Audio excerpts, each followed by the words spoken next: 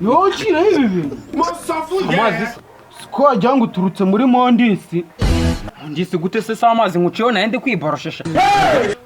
We borosa Cyangwa nkucireho ayandi. mukanwa oye aho kugira ngo ncire ibyo bintu.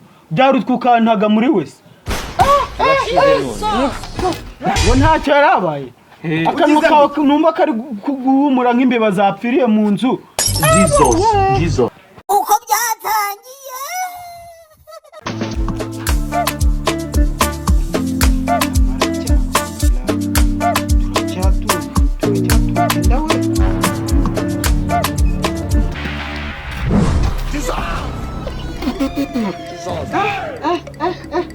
Iyi ni mondisi.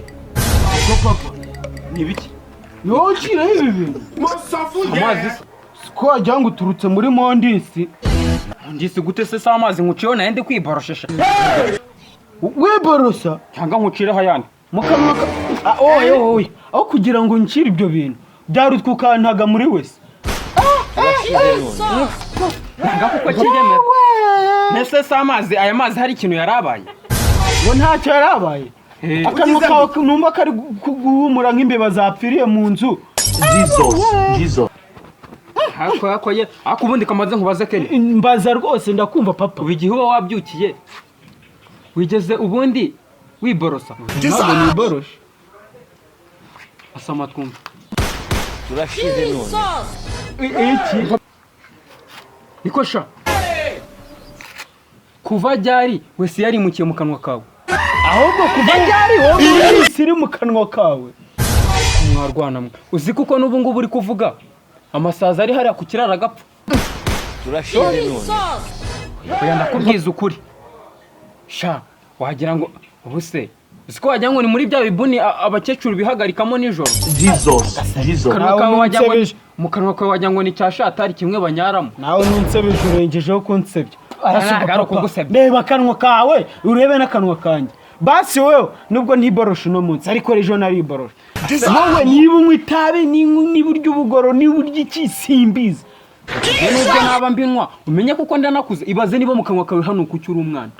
Ubu nusaza Arega inyana ni yamwe.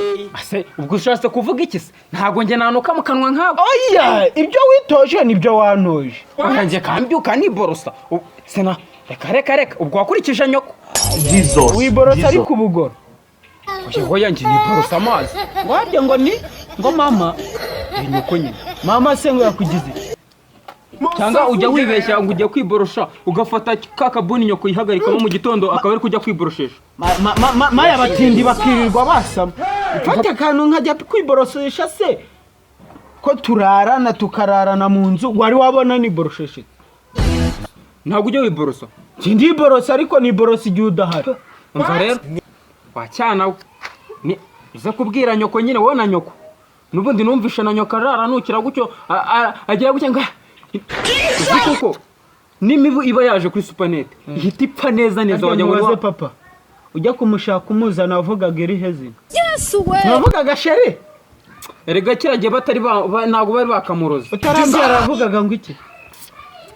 Iyo nza kubimenya ntago nari kwigera. Igihe wambyaye uri kuvuga ngo iki? Byabaye umwaka buriya. Wavutse kubw'umwaka ahubwo sureba. Ubu ngubu ndi kwitegura nyine ngiye kujya kurambagiza wa muntu ko narumye. Ese papa ingeso yawe ntiracika. Uracyaje mu bagore ugacinyuma mama. Hako se uriya ni umugore. Uriya ntamuciye inyuma urumva koko namukore. Atawe umugore se amuzanye kwirirwa ari igipapi cyawe hanga.